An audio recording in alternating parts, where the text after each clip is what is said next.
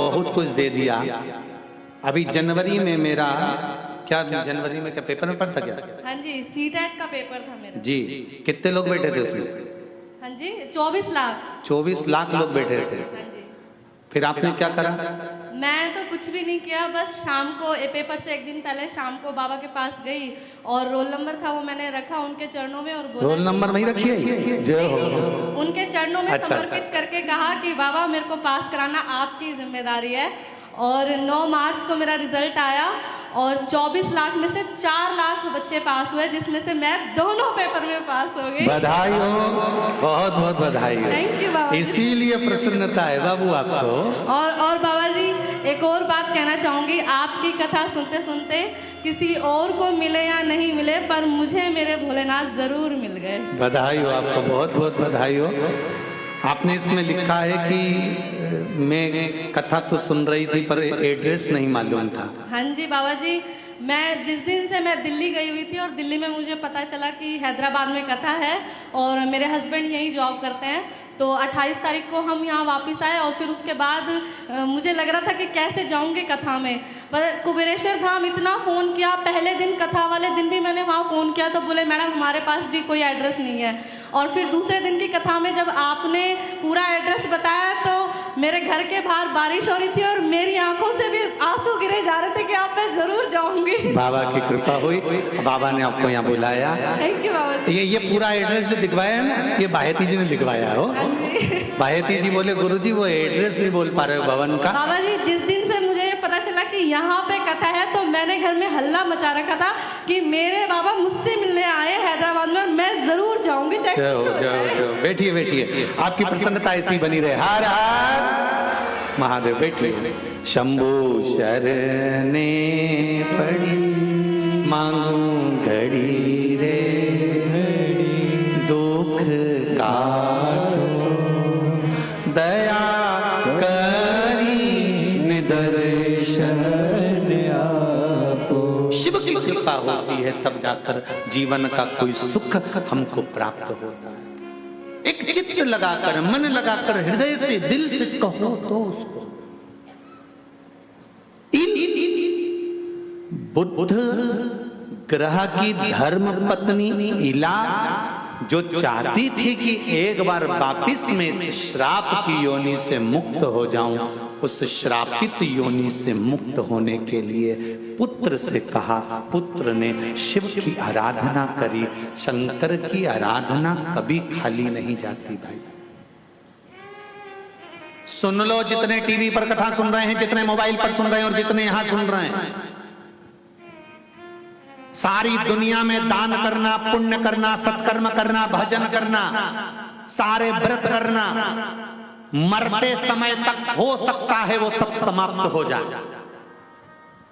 हमने व्रत करा, हमने दान करा, हमने पुण्य करा, हमने सत्कर्म करा, हमने पूजन करी, पाठ करी, हो सकता है हमने किसी को अपशब्द बोल दिया, हमारा पुण्य समाप्त हो गया। जैसे 10,000 रुपए तनख्वाह तुमको मिलती है, 20,000 रुपए तनख्वाह मिलती है, अब 10,000 रुपए तनख्वाह मिलती है, उसमें खर्चा भी तो देखो, गैस की टंकी, सब्जी भाजी, दूध, किराया, मकान, मेहमान, पावना, ये सब खर्चा तो निकालो। अब 10,000 रुपए में होता क्या है? सारा के सारा खर्चा की खर्चा हो गया, ऊपर से कर्जा अलग बढ़ गया। उसी तरह तुमने व्रत करा, पुण्य कमाया, दान करा, पुण्य कमाया, उपास करा, पुण्य कमाया, तुमने कहीं पूजन करी, पुण्य कमाया, सत्कर्म करा, पुण्य कमाया, मंदिर गए, पुण्य कमाया, दर्शन करा, पुण्य कमाया, कथा सुनी, पुण्य कमाया, ये सारा पुण्य इकट्ठा करा 10,000।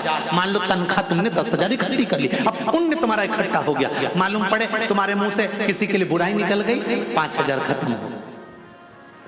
किसी को तुमने अपशब्द कह दिया, तुम्हारा 2,000 खत्म हो गया। तुमने किसी को गलत दृष्टि से देख लिया, तुम्हारा 1,000 खत्म हो गया। अब मरने के समय तक तुमने सब कुछ तो खत्म कर दिया, बचा क्या तुम्हारे पास बैकुंठ जाने के लिए? तो सारे व्रत, दान, पुण्य सारी दुनिया में कर लो, उसको समाप्त होने में देरी नहीं लगती। केवल एक दान, एक पुण्य, एक भजन शंकर का ऐसा होता है। शंकर के मंदिर गए हो, शिव पुराण में गए हो और शंकर के लिए कुछ किया है, वो मरते दम तक समाप्त नहीं होता, क्योंकि शंकर का कोई लेता ही नहीं है। शंकर के मंदिर, शंकर का कोई लेता ही नहीं है। शिव का कौन कब्जा करेगा साहब? शंकर का कब्जा कर कर देख लो, एक ना एक दिन प्रकट हो ही जाएगा। काशी में हुआ कि नहीं हुआ? शिव का लक्ष्मी जी को टेंशन था। लक्ष्मी जी एक बार भगवान विष्णु से बोली, तुम में और महादेव में बहुत अंतर है। एक बात तो है, ये तो पक्की है। शंकर भगवान रोज अपनी धर्म पत्नी को घुमाने ले जाते हैं, पार्वती को नंदी पे बिठा के प्रतिदिन शाम को 4 बजे से 7 बजे तक घूमने जाते हैं। और एक तुम हो, दिन भर कमाने में लगे रहते, मेरे को कहीं लेके नहीं जाते। शंकर भगवान की बात किए जाए तो नारायण भगवान भी बोल दी लक्ष्मी जी से, तैयार हो जा, अब भी कभी लेके चलूं तेरे को, चल चल चल। और लक्ष्मी जी तैयार होने गई और तैयार होके आई, दरवाजे बंद करे, खिड़की बंद करी, सारा गैस चूल्हा सब बंद कर कुरा के तब आई तो रात हो गई। भगवान बोले चल। लक्ष्मी जी बोली अब तो अंधेरा हो गया, अब कहाँ चलें, अब कल चलेंगे। भगवान बोले ठीक है। तो लक्ष्मी जी ने भगवान विष्णु से पूछा, एक बात बता, ये शंकर जी पार्वती से बोलते हैं चल चल चल, और पार्वती तुरंत चल देती है, कहीं ताला चाबी लगाने की भी जरूरत नहीं। भगवान विष्णु बोले दरवाजे हो तो लगाए। शंकर भगवान के कैलाश पे दरवाजे ही कहाँ है? तो घर में कोई सामान तो होगा ना, कोई चोरी कर ले जाए तो? शंकर भगवान विष्णु बोले चोरी का काम ही नहीं है। शंकर भगवान जब पार्वती जी के साथ जाते हैं, गले में से बब्बा को छोड़ के दरवाजे पे छोड़ जाते हैं, किसी के बाप में दमो तो घुस जा प्रवेश कर। बब्बा बैठे हैं दरवाजे पर, जाओ अंदर। तो कोई सामान तो होगा इनके घर में कि कुछ भी नहीं है। शंकर भगवान कपड़े पहनते नहीं है, तो धोने का लफड़ा भी नहीं और प्रेस भी नहीं। ठीक है। भोजन तो कि वो तो आकड़िया की रोटी बनाई, काकड़िया की साग, पर से माता पार्वती जी पावे भोला ना। वो तो अलमस्त रहते हैं, खाया सो खाया, नहीं खाया सो नहीं खाया। तो स्नान तो की जरूरत ही नहीं, गंगा 24 घंटे बहती रहती है, जरूरत ही नहीं। शावर ऊपर से चालू है।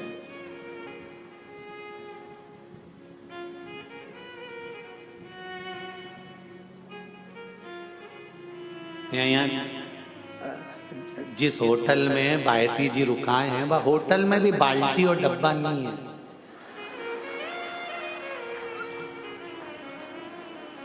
अब क्यों बोलो तो क्यों बायती जी? अब हमने पूछा भाई बाल्टी और डब्बा कहाँ है नहाने का? तो गुरु जी यहाँ बाल्टी और डब्बे का काम ही नहीं है। तो हमने कहा नहाते भी है कि नहीं नहाते? नहीं, सावर लगा बस, इस दबा निकली जा। फिर पूछा यहाँ साबुन कपड़ा धोने का नहावे का? तो कि की भी जरूरत नहीं है, ये डब्बा लगा, की बटन दबा साबुन। हमने कहा बताओ गजब का काम कर रखा है, सवेरे सवेरे भी डब्बे से भीख मंगो, दे दे भैया, ये तो तरीका है। अच्छा हैदराबाद हुआ दादा, शिव कृपा है, आनंद है। अब शिव तत्व को जाना, उसके द्वार, उसके दरवाजे, उसकी चौखट पर दिल से जाइए, हृदय से। इला इल बन गया। शिव जी को धन्यवाद दिया कि तुम्हारे सिवा कोई मुझे अपना नहीं सकता। शंकर जी ने कहा मेरे गण बन जाओ, जाओ। कोई सुनेगा ना सुनेगा, अगर दिल से मेरे महादेव से कहा है तो ये विश्वास मानकर चलना, मेरा महादेव सुनेगा जरूर, झोली भरेगा जरूर जरूर। एक माता जी ने लिखा है कि हम कुबेरेश्वर धाम गए थे, कुबेरेश्वर धाम से हम वहां से रुद्राक्ष लेकर आए और उसका हमने स्मरण किया, उस रुद्राक्ष का जल पिया, स्वास्थ्य ठीक हुआ। हमारा निवेदन केवल इतना है, दिल से शंकर भगवान की अगर आराधना करी है तो वो दिल से सुनता भी है और देता भी है। एक लोटा जल सारी समस्या का हल, केवल एक लोटे जल में वो बल होता है।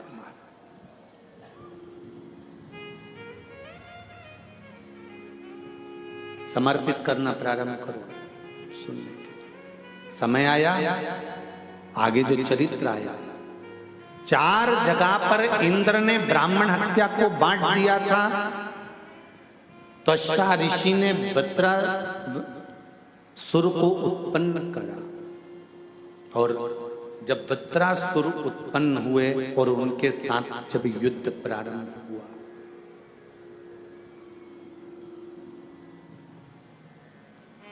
बड़ा विकराल है वृत्रासुर, जिसको त्वष्टा ऋषि ने यज्ञ से उत्पन्न करा,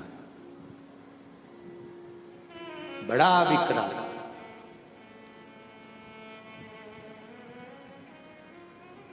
जब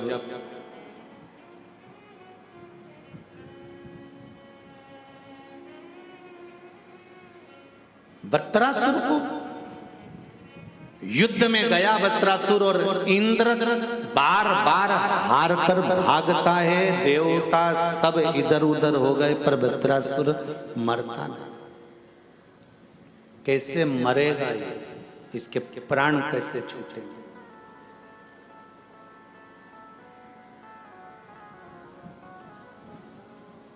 इंद्र गए बृहस्पति महाराज के पास में, प्रभु ये वृत्रासुर कैसे मरेगा, आप बताओ। भगवान ने कहा एक काम करो, प्रदोष काल में जिस समय पर सूर्य अस्त हो रहा हो, सूर्य डूबने का जब समय हो, चंद्रमा के आने का जब समय हो, इन दोनों समय की जो गणना है ये प्रदोष कहलाती है। प्रदोष का मतलब होता है जिंदगी में करे हुए सारे दोषों को शंकर का नाम लेकर, शंकर की पूजन कर कर अपने दोष को शंकर को समर्पित कर देना, ये प्रदोष कहलाता है। कितने लोग हैं जो प्रदोष का व्रत करते हैं? रख लीजिए, बहुत बहुत धन्यवाद। ये प्रदोष कहलाता है।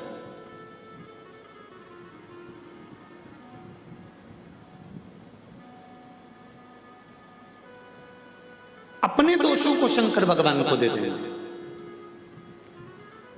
शाम को 4 बजे से लेकर 7 बजे के बीच में शंकर और पार्वती के भ्रमण का समय रहता है। मेरे देवाधिदेव महादेव और माता पार्वती के भ्रमण का समय, भगवान शंकर पार्वती घूमने को निकलते। इसलिए हमारा सनातन धर्म कहता है शाम के समय पर माताओं को झाड़ू नहीं लगाना चाहिए, शाम के समय पर माताओं को चूड़ी बिछिया नहीं बदलना चाहिए, शाम के समय पर माताओं को मांग में सिंदूरा नहीं भरना चाहिए, शाम के समय पर माताओं को बाल नहीं बांधना चाहिए, शाम के समय पर माताओं को चौखट पर नहीं बैठना चाहिए। उसका कारण क्या है? क्योंकि पार्वती जी ने भगवान भोलेनाथ जी से कहा था कि तुम मुझे रोज शाम के समय प्रदोष काल में भ्रमण के लिए लेकर जाते हो, मेरे लिए आज्ञा क्या है? शंकर भगवान ने कहा सुनो पार्वती, मंदिर के अंदर नंदी रहता है, जाने वाला यात्री जब मंदिर में मेरा दर्शन करने आता है तो नंदी के कानों में कहकर जाता है कि शिव जी को मेरे यहाँ लेकर आना। मैं नंदी के अनुसार उनके घर जाता हूँ, मेरा काम है उनका कल्याण करना और तेरा काम है उनके घर की नारी को अखंड सौभाग्यवती का वर प्रदान करना, ये तेरा काम। तब पार्वती माता ने कहा अखंड सौभाग्यवती होने का वर मैं तो दे दूंगी, पर उस समय पर माताएं चूड़ी बदल रही होगी, हाथ से चूड़ी निकाल रही होगी तो मैं वर कैसे दे सकती हूँ? मांग भर रही होगी तो मैं वर कैसे दे सकती हूँ? उस समय पर चूड़ी बिछिया बदला जा रहा होगा तो मैं वर कैसे दे सकती हूँ? उस समय पर झाड़ू लग रही होगी तो मैं लक्ष्मी को वहां कैसे भेज सकती हूँ? आप बताओ। तो शंकर भगवान ने कहा प्रदोष का समय एक ऐसा समय होता है, शाम का समय ऐसा होता है जिस समय पर केवल शंकर और पार्वती की आराधना का समय होता है। हम तो कई लोगों से कहते हैं अगर आपके यहाँ संपदा नहीं आ रही है, बहुत मेहनत कर रहे हो, फल नहीं मिल रहा, कहीं नौकरी, कहीं सर्विस या कहीं व्यापार या व्यवसाय में कहीं तकलीफ आ रही है, हम सबसे कहते हैं शाम का समय पकड़ लो, शंकर जी के मंदिर में दिया लगाना प्रारंभ कर दो। शिव मंदिर में अगर दिया नहीं लगा रहे हो तो बेलपत्री के पेड़ के नीचे दिया लगा, बेलपत्री और शंकर जी के मंदिर में दिया नहीं लगाया जाता, शंकर जी के मंदिर के बाहर चौखट पर दिया लगा। इतना भी नहीं कर सकते तो अपने घर के बाहर अपने द्वार पर दिया लगा दो, पर शंकर जी के नाम का श्री शिवाय नमस्तुभ्यम बोलकर शंकर भगवान को याद कर कर अपनी कामना कर कर बाबा का स्मरण कर कर पंचाक्षर मंत्र नमः शिवाय, षडाक्षर मंत्र ओम नमः शिवाय, द्वादशाक्षर मंत्र ओम नमो भगवते वासुदेवाय, जो मंत्र तुमको याद है उसका स्मरण कर कर लक्ष्मी हो चाहे नारायण हो चाहे राम हो चाहे कृष्ण हो, स्मरण कर कर शाम के समय बाहर दिया लगा दो, दरवाजे के पास लगा दो। वो सुनेगा जरूर, आएगा तो उसका वेलकम जरूर होगा और वो कुछ देकर जरूर जाएगा। नियम तो बनाओ।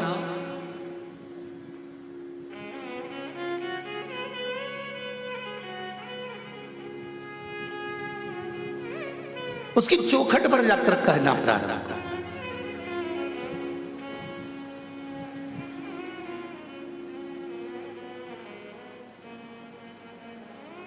जब हम उससे कहते हैं तो वो सुनता है।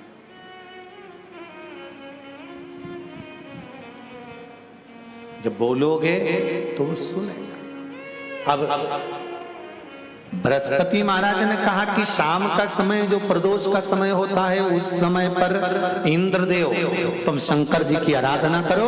शिव आराधना से शंकर जी जो मार्ग प्रशस्त करेंगे, शिव आराधना से जो शंकर जी कहेंगे वो तुम करना। ठीक है, आराधना करी बाबा भोलेनाथ जी।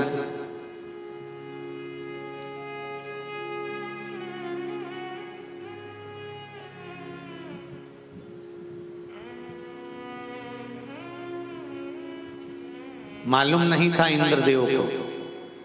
बृहस्पति महाराज ने प्रदोष की महत्वता समझाई तो प्रदोष का समय जानकर शंकर जी पर 7 बेलपत्र प्रदोष के दिन इंद्र ने समर्पित कर दी बिना सोचे। कितनी बेलपत्र? 7। प्रदोष का व्रत करो चाहे ना करो, मंदिर में चढ़ी हुई बेलपत्र को उठा लो,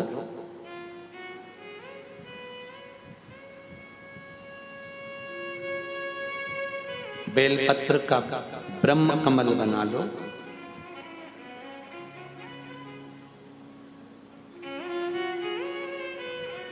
ब्रह्म कमल का मतलब होता है डंडी बीच में रहे, आसपास पत्तियां रहे। 7 पत्ती का ब्रह्म कमल बनाकर, जैसे ये पत्तियां हैं एक जैसी रखी हुई हैं, तो इसको फैला लिया।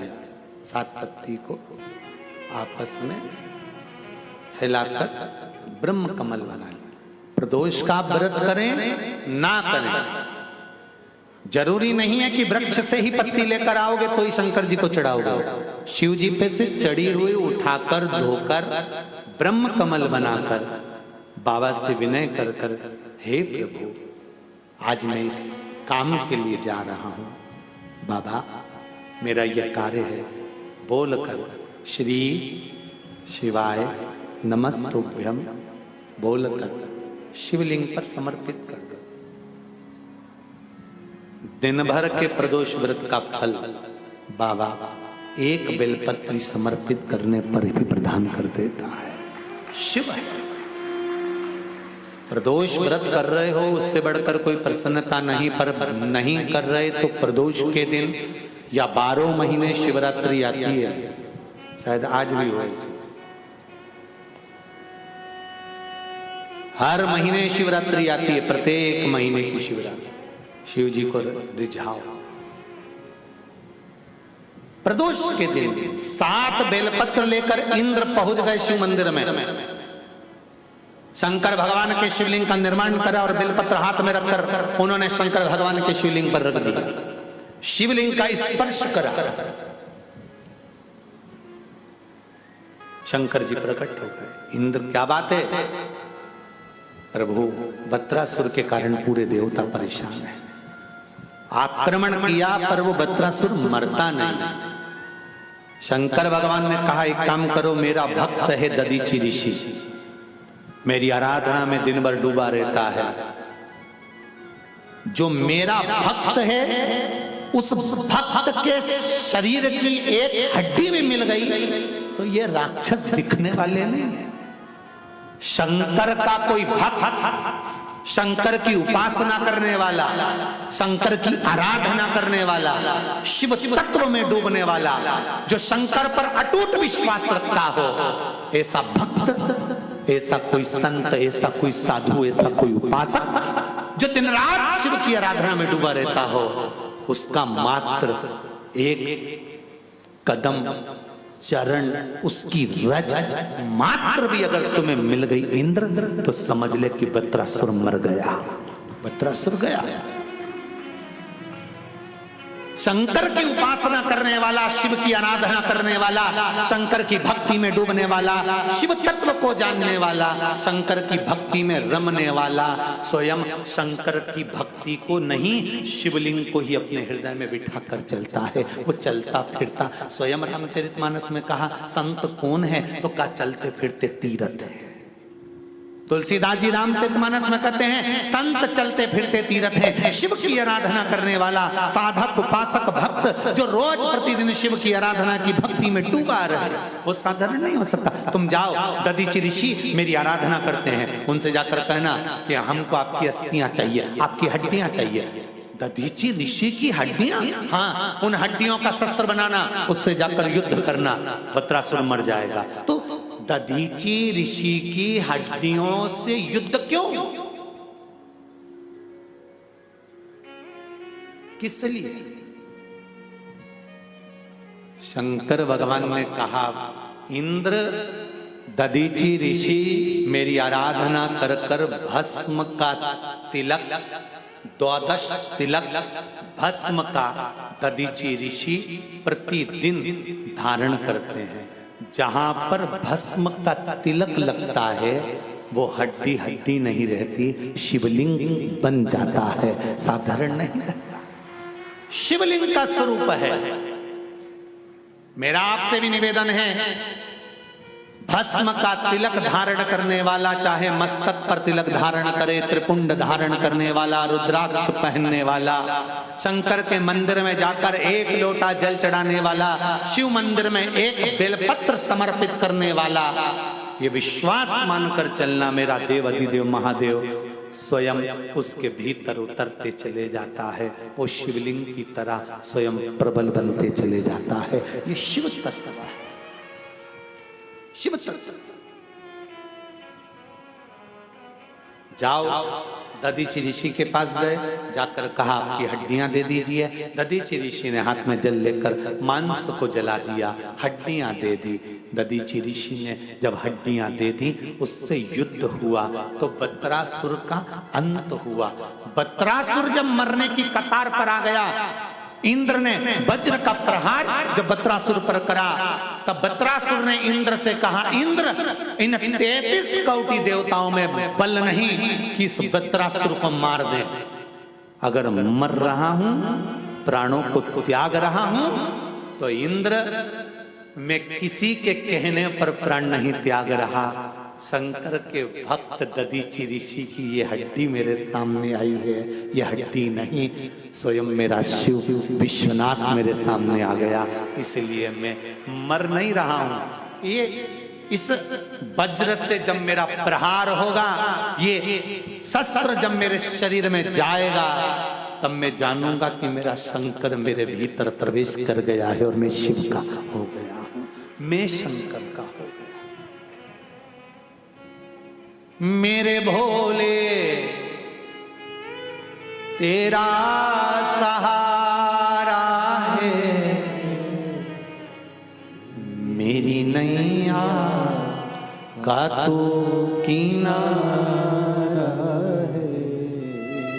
मेरे भोले तेरा सहारा है, मेरी नैया का तू किनारा है।